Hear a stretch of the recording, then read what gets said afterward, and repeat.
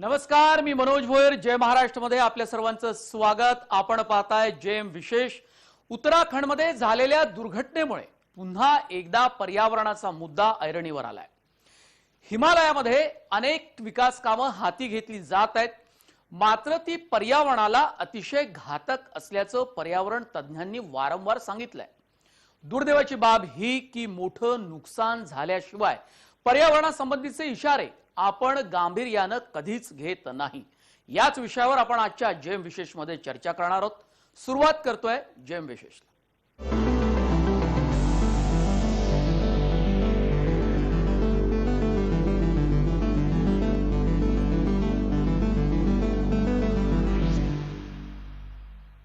रविवारी उत्तराखंडमध्ये झालेली दुर्घटना आपल्यासाठी धोक्याचा इशारा आहे का, असा प्रश्न उपस्थित होत आहे.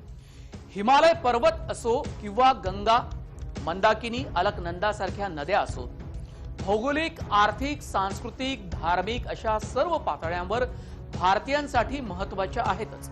तरीही त्यांच्या संवर्धनासाठी आपण एवढे बेफिकीर का, असा प्रश्न आपण स्वतःला विचारत नाही. हिमालयाचा ऱ्हास होणं किंवा नद्या नष्ट होणं आपल्याला परवडणार आहे का, यावर सर्वसामान्यपणे आपण कधीच विचार करत नाही. हिमालय पर्वतामध्ये महामार्गाचा विस्तार करणं किंवा तिथल्या नद्यांमध्ये धरण बांधणं हे अतिशय धोक्याचं आहे, असं पर्यावरण तज्ञ वारंवार सांगत असतानाही त्याकडे दुर्लक्ष करण्यात आलं. त्याची किती मोठी किंमत आपल्याला आणि पुढच्या पिढ्यांना मोजावी लागणार आहे.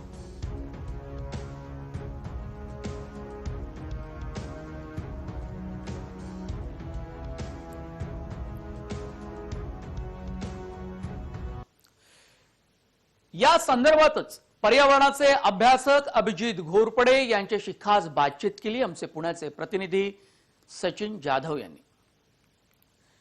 हिमकडा म्हणजे काय, तो कोणत्या कारणाने कोसळू शकतो, यामागची काय काय कारणं असू शकतात, या बाबी जाणून घेण्याचा प्रयत्न केलाय. पाहूया अभिजित घोरपडे यांची बातचीत. सर, हिमकडा कोसळणे म्हणजे नेमकं काय आहे हे अगोदर आम्हाला सांगा.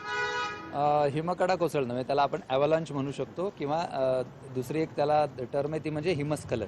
म्हणजे खूप मोठ्या प्रमाणात आपण जर विशिष्ट उंचीवर गेलो तर तिथं पाऊस पडत नाही तर तिथं हिम पडतं. आणि हिम हे जास्त काळ पडल्यामुळं, जास्त प्रमाणात पडल्यामुळं आणि तिथं जर उतार असेल तर सातत्याने आपल्याला तिथं खूप मोठ्या प्रमाणात एक हिमाचा थर हे होतो आणि तो कॉम्पॅक्ट होतो मग हळूहळू वर पडत गेल्यानंतर. काही याच्यामध्ये भू अंतर्गत काही हालचाली किंवा इतर काही कारणांमुळे काही गोष्टी ट्रिगर होतात आणि तो सगळा कडाच्या कडा म्हणूयात किंवा ते सगळा थरच्या थर हा खूप मोठ्या प्रमाणात नष्ट होतो, उद्ध्वस्त होतो आणि तो वेगाने तो सगळा हिम किंवा ते बर्फ खाली येतं. जसं बर्फ खाली येतं त्याचबरोबर त्याच्याबरोबर राडारोडा, माती, दगड, कोटे जे काही शिळा असतील त्या सगळ्या येतात. त्याला आपण हिमस्खलन म्हणू शकतो. सर, कशामुळे घडलं, म्हणजे त्याला कारण काय असू शकतात पर्यावरणाच्या ह्याच्यातून? आता काय की जर आपण उत्तराखंडचा विचार केला तर उत्तराखंडची जिओलॉजी जर बघितली, तिथं भूशास्त्र, तिथली खडकांची रचना हे सगळं बघितलं, शिवाय तिथलं हवामान बघितलं ना, तर त्याच्यामध्ये एक 4 शक्यता आपल्याला सांगता येतात. आता नेमकं कशामुळे घडलं ते अभ्यासक सांगतील, पण त्या शक्यता कुठल्या, एक तर हे हिमस्खलन आत्ता आपण बोललो ते ॲव्हलांच ज्याला म्हणतात.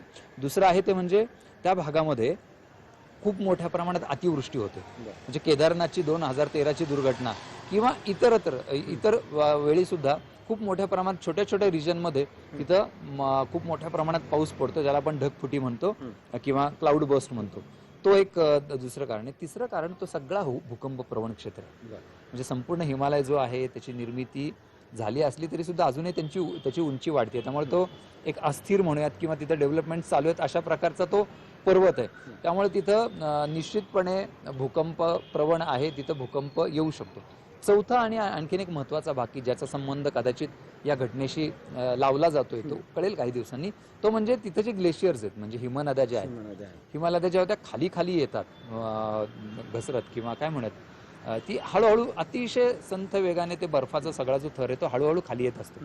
त्याला आपण हिमनदी म्हणतो. तर ती विशिष्ट पातळीच्या खाली आली तर त्या हिमाचं पाणी होतं आणि ते म्हणजे थोडक्यात वितळतं. पण ते जेव्हा वितळतं तेव्हा त्याच्यासोबत आलेले दगड, शिळा वगैरे हे सगळ्या तिथं डिपॉझिट होतात, जमा होतात आणि ते वितळणारं पाणी हे तिथं साचून राहतं. आणि जसं जसं वितळेल तसं तसं ते पाणी खूप मोठ्या प्रमाणात साचतं आणि त्याला ग्लेशियल लेक म्हणतात किंवा काय म्हणत आपण त्याला हिमनदीचा तलाव असं काहीतरी म्हणता येऊ शकेल.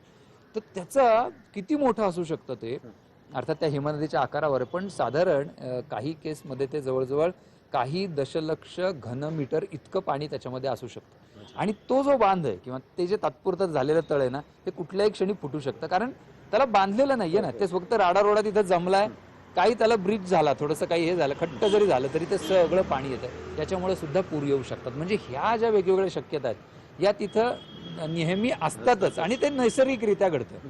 नेमकं काय झालंय आता अभ्यासक त्या ठिकाणी जाऊन त्याचा शोध घेतील. सर, यात मोठी हानी होते, म्हणजे लोक जातात किंवा मग इतर हानी असेल. खरं तर ही रोखण्यासाठी काय उपाय करायला पाहिजेत, म्हणजे होऊ शकतात? खरं तर हे ज्या नैसर्गिक घटना आहेत, हिमस्खलन असेल किंवा भूकंप प्रवण क्षेत्र आहे किंवा तिथं मी जसं म्हणलं की अतिवृष्टी होते, खूप प्रचंड प्रमाणात ढगफुटी होते, हे रोखण्यासाठी आपल्या हातात काहीच नाही, कारण त्या नैसर्गिक घटना आहे, आपण काय करो न करो त्या घडत राहणारच आहेत. फक्त त्याच्यानंतर जे काय होतं, म्हणजे त्याच्यानंतर समजा माणसाने तिथं काही गोष्टी केल्या असतील, काही प्रकल्प असतील, काही नदीत अतिक्रमण केले असतील, तिथली जंगल तोड केली असतील, या गोष्टींमुळे ह्याचं स्केल वाढतं, या सगळ्या ह्याची तीव्रता, भीषणता आणि होणारं नुकसान वाढतं. ते आपण निश्चितपणे टाळू शकतो किंवा हे नुकसान आपण कमी करू शकतो. मला वाटतं विकास करताना ह्या गोष्टींचं जर भान ठेवलं तर ते कमी होऊ शकेल, पण मूळ ज्या घटना आहेत त्या रोखणं सध्या तरी आपल्या हातात नाही, त्या नैसर्गिक घटना आहेत.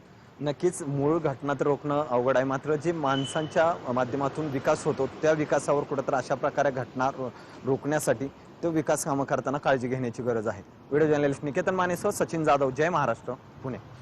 गंगेच्या पात्रावर जसा विविध प्रकल्पांचा मारा केला जातोय त्याच प्रकारे सिक्कीममध्ये तीस्ता नदीच्या पात्रामध्येही विविध प्रकल्प उभारले जात आहेत. हे सर्व पर्यावरणाच्या दृष्टीनं घातक असल्याची माहिती पर्यावरण तज्ञ किशोर रिठे यांनी दिली आहे. पाहूया ते काय म्हणतात. तीस्ता सिक्कीम मध्ये असणारी जी तीस्ता नदी आहे तिला होली रिव्हर किंवा खूप त्याला धार्मिक असं अधिष्ठान या नदीला आहे आणि त्या नदीवरती अगदी उगमापासून तर संगमापर्यंत तिच्यावरती वेगवेगळे जलविद्युत प्रकल्प प्लान केलेले आहेत आणि यातलाच तीस्ता 4 हा जो जलविद्युत प्रकल्प आहे, प्रस्तावित जलविद्युत प्रकल्प, त्याच्या सर्वेक्षणाच्या निमित्ताने मी त्या ठिकाणी गेलो होतो आणि तिथे अनेक बौद्ध भिक्खू, त्यानंतर तिथले पर्यावरण संबंधी काम करणारे ग्रुप्स आणि स्थानिक लोक हे भेटायला आलेत आणि त्यांनी त्या संपूर्ण तीस्ता नदीचं जे महत्व आहे, पावित्र्य आहे त्याबद्दल आणि ही संपूर्ण इकॉलॉजी किंवा जैवविविधता किती महत्वाची आहे आणि नाजूक आहे याची वारंवार जाणीव करून दिली आणि त्यामुळे तीस्ता 4 या जलविद्युत प्रकल्पाला त्यांनी विरोध केला होता आणि त्यावेळी त्यांनी हे सगळे धोके, आज ज्या घटना घडत आहेत ते धोके सुद्धा आमच्या समितीपुढे सांगितले होते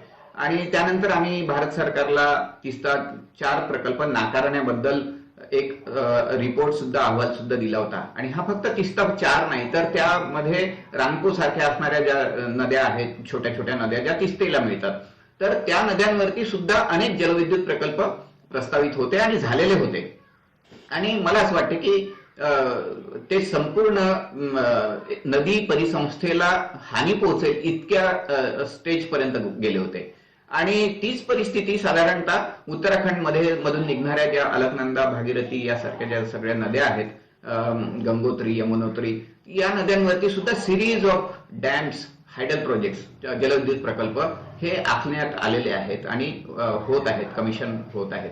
तर मला असं वाटतं की या निमित्ताने आता पुन्हा एकूण क्लायमेट चेंज जे आलेलं आहे, वातावरणामध्ये जे बदल निर्माण झालेले आहेत आणि लँडस्लाइड, हिमनगांचं कोसळणं, त्यानंतर महापूर येणे, फ्लॅश फ्लड्स येणे, तर या संपूर्ण घटनांमुळे, वाढत्या घटनांमुळे या संपूर्ण प्रकल्पांवरती एक मोठं प्रश्नचिन्ह निर्माण झालेलं आहे. चारधाम महामार्गाबद्दल माहिती जाणून घेऊयात ग्राफिकच्या माध्यमातून. बद्रीनाथ, केदारनाथ, गंगोत्री आणि यमुनोत्रीला जोडणारा हा महामार्ग आहे चारधाम. प्रकल्पाचा एकूण खर्च 12,000 कोटी रुपये.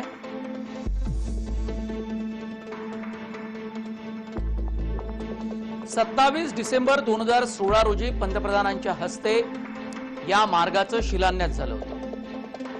हिमालयामधील चारधाम परस्परांना सुलभपणे जोडण्याचा हेतू.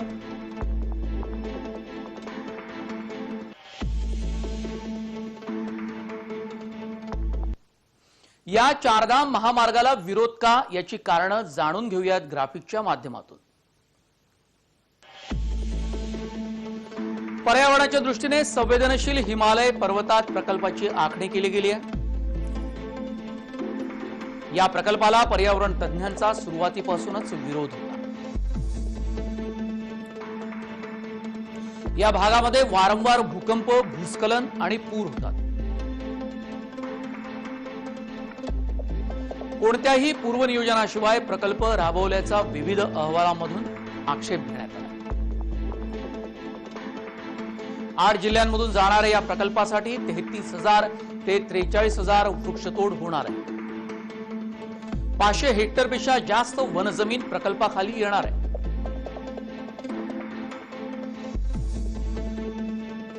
प्रकल्प 94 किलोमीटर भागीरथी खोऱ्यातून जाणार आहे. भागीरथी खोरं हे पर्यावरण दृष्ट्या संवेदनशील क्षेत्र आहे. रस्त्याच्या विस्तारांसाठी पर्वत उताराच्या कडा ह्या कापल्या गेल्या आहेत. पर्वत उताराची माती आणि खडक भुसभुशीत होण्याचा धोका निर्माण झाला. चारधाम प्रकल्पामध्ये 29 भूस्खलन प्रवण क्षेत्रांचा समावेश केला गेलाय. रस्त्याच्या विस्तारात तयार झालेला राडारोडा नद्यांच्या पात्रात टाकण्याच्या घटना सुद्धा घडल्या आहेत.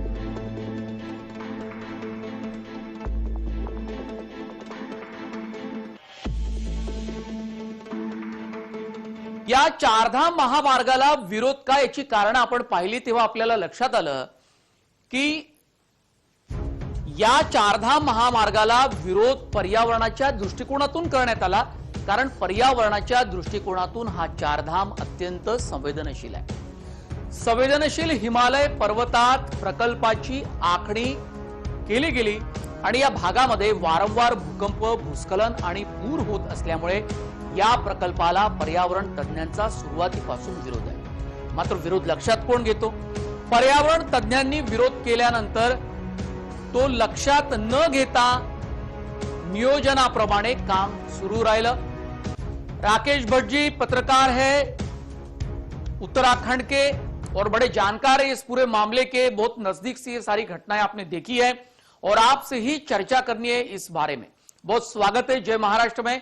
दरअसल उत्तराखंड में जो प्रलय आया राकेश जी, वो उसकी वजह क्या है? क्या विकास कामों को किस वजह से विरोध किया जाता है? क्या महज पर्यावरण तज्ञ जो रहते हैं, एक्सपर्ट लोग, विशेषज्ञ, वो केवल विरोध के लिए विरोध करते कि असलियत में उसका कोई कारण भी सामने आया है, कोई वजह है उसकी खास? नहीं, ये बात कहना बिल्कुल गलत होगा कि विरोध के लिए विरोध करते हैं. ये बिल्कुल भी बात दीगर नहीं है. विशेषज्ञ का मतलब ही ये होता है कि जो उन विशेषताओं को जाने, जो उनकी उसके बुरे और अच्छे परिणामों को जाने, उसके कैरेक्टर को जाने कि जिस तरह से विकास कार्यों के नाम पर में जो खनन हो रहा है, जो डैम बन रहे हैं, जो बड़े और छोटे डैम बन रहे हैं, नदियों का जो प्राकृतिक प्रवाह है उसको रोका जा रहा है. जिस तरह से टूरिस्ट के नाम पर जो ओवरफ्लो होता है, मतलब जो अनवांटेड जगह पर जिसे कहते हैं, जहां पर लोगों का आना जाना, जहां पर मनाही होती है, वहां पर जबरदस्ती जब लोग चले जाते हैं तो इस तरह की घटनाएं बहुत स्वाभाविक रूप से होती हैं. ये प्रकृति का अपना एक प्रवृत्ति है उसकी कि अगर छेड़छाड़ करो. बिल्कुल सही बात कही आपने, लेकिन सरकारें इस बाबत बिल्कुल भी समझने के लिए तैयार नहीं है. अगर पर्यावरणविद और जो भी एक्सपर्ट है, विशेषज्ञ है, अगर वो कुछ बात कहते हैं तो उसको दखलंदाज किया जाता है, ये कहते हुए कि विकास बहुत महत्वपूर्ण है और चारधाम का विकास जिसलिए किया जा रहा है, जो फंड केंद्र सरकार ने मुहैया किया, उत्तराखंड में भाजपा की सरकार है, वो ये समझने के लिए बिल्कुल तैयार नहीं कि इस प्रकार के अगर प्रोजेक्ट बनाए जाए तो जो बुनियादी हिमालय का ढांचा है राकेश भट्ट साहब, वो पूरी तरह से ध्वस्त होगा. और 2013 में भी ये चीजें देखी गई और उसका अभ्यास किया गया. 7 साल हो गए, कई साल लगे उत्तराखंड को फिर पटरी पर आने के लिए, फिर राज्य को विकास की ओर ले जाने के लिए, और फिर यह घटना हुई। और इस घटना में कोई छोटा मोटा नुकसान नहीं, जानमाल का तो है ही है, लेकिन ऋषिगंगा जैसे एक महत्वपूर्ण प्रोजेक्ट जो बनाया गया था इस बांध पर, वो पूरी तरीके से धराशायी हो गया। इस पर मैं एक बात और जानना चाहूंगा। केदारनाथ की जो आपदा है, और एक जगह जो बहुत महत्वपूर्ण जगह, उससे पहले जो पड़ाव था उसे रामबाड़ा कहते थे, जहां पर जो परंपरागत रूप से बनाए जाने वाले जो आवास थे, यानी लकड़ियों के आवास, पत्थरों का कटान ना हो, पेड़ों का उधर कटान ना हो, जमीन का उधर कटान ना हो, बहुत टेम्पररी हाउसेस बनाए जाते थे तत्कालीन समय में, जबकि यात्रा बहुत सुचारू और बड़ी अनुशासित चलती थी जी। लेकिन अति व्यवसाय का जो अंधानुकरण है, जिसे कहते हैं कि रातों रात जो है हम अपने व्यवसाय को खड़ा करना चाहते हैं, रातों रात पैसा कमाना चाहते हैं, ऊपर से मतलब हमारे जो मानवीय संवेदनाएं हैं वहां, वो जब न्यून हो जाती हैं जी। जब हम प्रकृति को अपनी मतलब मनमानी दौलत समझने लगते हैं कि जैसा चाहे प्रकृति से हम वैसा छेड़छाड़ कर सकते हैं। बिल्कुल बिल्कुल, यही तो मुद्दा सबसे बहुत महत्वपूर्ण है। और हमारे साथ में जुड़ गए, जिसका अभ्यास किया उत्तराखंड के तमाम इन चीजों का, पर्यावरण विशेषज्ञ माधव गाडगीळ, जिन्होंने महाराष्ट्र में भी पश्चिम घाट का बड़ा अभ्यास किया, एक रिपोर्ट भी सरकार को सौंपी है। माधवरावजी, खूप स्वागत आहे आपलं जय महाराष्ट्रमध्ये। उत्तराखंडमध्ये ही जी घटना झाली, हा प्रलय उद्भवला, याची नेमकी कारण काय? विकास कामामुळे या सगळ्या गोष्टी घडल्यात असं आपल्याला वाटतं? नमस्कार. नाही, याचा जरा पार्श्वभूमी विचारात घेतली पाहिजे. कारण हिमालयाचं पर्यावरण काय आहे, हिमालय कसा उभा राहिला याचा विचार केला तर हिमालयाचा संबंध, हिमालय पर्वत हा समुद्राच्या गाळाने बनलेला आहे. आणि साधारण 50 कोटी वर्षापूर्वी इथे आशिया खंडाला भारताचा भूखंड येऊन भिडला आणि तिथल्या समुद्राचा गाळ वर उचलत राहिला गेला, त्याच्यातून संपूर्ण हिमालय बनलाय. अगदी. आणि त्यामुळं तिथे उत्तुंग कडे आहे, जिकडे तिकडे, म्हणजे आपला कोकण कडा आहे त्याच्याहून चढाचे आणि उत्तुंग असे, आणि त्यावर संपूर्ण भुसभुशीत माती आहे. आणि निसर्गातून याच्या संतुलनासाठी झाली होती वनसृष्टी निर्माण, मुख्यतः होते. अगदी. माधवजी, एक आणखी एक गोष्ट याला जर जोडून पाहिजे असेल, पश्चिम घाटासंदर्भातला आपला अहवाल राज्य सरकारला दिला होता. उत्तराखंड सारखी परिस्थिती ही नाही आहे. म्हणजे आपण बघितलं की लेह लडाख मध्ये सुद्धा असाच, पण त्यावेळेला ती ढगफुटी झाली होती. पण अशाच प्रकारे तो मलबा सगळा असा डोंगर कड्यावरून तो रस्त्यावरती आला आणि किती मोठ्या प्रमाणात हानी झाली, घरं सगळी उद्ध्वस्त झाली होती. महाराष्ट्राच्या संदर्भात जर आपल्याला मुद्दा जोडून बघायचा असेल तर अशा प्रकारे विनाशकारी प्रकल्प कुठे उभे केले गेले आहेत का? म्हणजे विनाशकारी प्रकल्पांखेरीज आज भारतात काहीच उभं केलं जात नाही हो, हे तर स्पष्ट आहे. जसं मला वाटतं ते राकेश भटजी म्हणत होते, धनदांडग्यांना चटाचट पैसा करायला निसर्गाचा विध्वंस करत राहून पैसा करायचा आहे. ते संपूर्ण पश्चिम घाटात चालू आहे, ते हिमालयात चालू आहे, ते जिकडे तिकडे चालू आहे. राकेश भट्ट साहब, माधवराव गाडगीळ दरअसल महाराष्ट्र के और देश के ही जाने माने पर्यावरण विशेषज्ञ है. उन्होंने कहा कि आपकी भी बात बिल्कुल सही थी, और साथ साथ जोड़ते हुए उन्होंने इस बात का जिक्र किया कि पश्चिम घाट जो महाराष्ट्र में कोल्हापुर और बाकी सब पश्चिम महाराष्ट्र में आता है, वहां भी इस प्रकार के प्रोजेक्ट की शुरुआत की और उन्होंने आगाह किया था राज्य सरकार को. जाते जाते आपसे ये और एक बात का जिक्र करना चाहेंगे कि दरअसल इस विकास कामों को आगे बढ़ाने के लिए केंद्र और राज्य की सरकारें जो मिलीजुली उनकी पार्टियों की सरकारें होती है, वो इसको इतना जानमाल का नुकसान होने के बावजूद भी क्या आगे बढ़ाना चाहेंगी? क्योंकि अब तो ऋषिगंगा पावर प्रोजेक्ट ध्वस्त हो गया पूरी तरीके से, लेकिन चारधाम का विकास है, उसके आड़े बहुत सारी चीजें होने वाली है. क्या होगा आप बाद में? जी, इसमें मेरा ये कहना होता है सरकार से भी और पूरे तंत्र से ही कहना होता है कि विकास, देखिए हम सबकी जरूरत है विकास, मानव सभ्यता के साथ साथ उसका विकास होना भी बहुत स्वाभाविक सी बात होती है. लेकिन विकास एक नियोजन के साथ होता है, एक प्लानिंग के साथ होता है. मैं ये देखता हूं कि उत्तराखंड हो चाहे किसी भी जो खासतौर से जो पहाड़ी संवेदनशील जो जगह है वहां पर विकास की सिर्फ योजनाएं बनती है, लेकिन जो क्रियान्वयन जब होता है तो वो नियोजित नहीं होता है। वो अनियोजित तरीके से जब इस तरह के विकास कार्य होंगे जहां पर हमारी कोई प्लानिंग नहीं होगी, हम अनचाहा मतलब विकास कार्य करेंगे, अनचाहे जहां पर खनन करेंगे, अनचाहा जहां पर जहां मर्जी वहां डैम बना लेंगे। और अभी देखिए कि उत्तराखंड जैसे सीमांत इलाकों में इतनी बड़ी बड़ी मशीनें सड़क बनाने के नाम पर, डैम बनाने के नाम पर, वो तो इस पहाड़ के लिए दैत्य की तरह लगती हैं। और जितनी यहाँ के जल जंगल जमीन की जितनी क्षमताएं नहीं है, उनकी क्षमताओं से ऊपर यहाँ जो आधुनिक मशीनें जो आ गई हैं वो यहाँ की धरती उसको सह नहीं पा रही है, उस पीड़ा को सह नहीं पा रही है, और उस पीड़ा की हम कीमत चुका रहे हैं। बहुत शुक्रिया, बहुत विस्तार से आपने इन सब बातों का, सबों का जिक्र किया है। और हमें भी महाराष्ट्र में जानने को मिला कि दरअसल उत्तराखंड में जिस वजहों से ये नुकसान हुआ है, बार बार ये घटनाएं घट रही है, और आगे अगर इन बातों को टालना होगा तो बहुत एक बड़ा नियोजन सरकार को, केंद्र सरकार को करना होगा, क्योंकि इस प्रलय की वजह से पूरा देश हिल गया, क्योंकि तमाम देश आप लोगों के साथ में है। 2013 पर एक केदारनाथ नाम की एक फिल्म बनी थी, उसको अगर आप देखते हो तो रोंगटे खड़े हो जाते। बहुत शुक्रिया। जेम विशेष मध्ये आपल्या सर्वांचे धन्यवाद। आपण दोघेही मान्यवर सहभागी झाला या जेम विशेषच्या कार्यक्रमामध्ये। इथेच थांबतोय, पुन्हा भेटूया एका नव्या विषयासह जेम विशेष मध्ये। तुर्तास धन्यवाद।